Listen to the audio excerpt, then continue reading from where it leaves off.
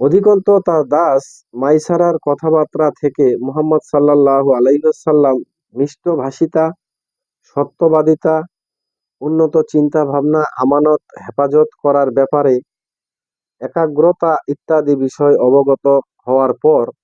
রাসূলুল্লাহ সাল্লাল্লাহু আলাইহি ওয়াসাল্লামের প্রতি তার শ্রদ্ধাবোধ ক্রমেই বৃদ্ধিপ্রাপ্ত হতে থাকে এবং তাকে পতি হিসেবে পাওয়ার একটা গোপন বাসনা ক্রমেই তার মনে দানা বেঁধে উঠতে থাকে। উনার এত নাম,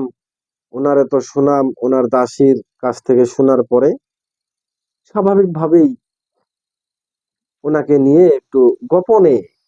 মনে মনে একটু চিন্তা ভাবনা করা শুরু করলো।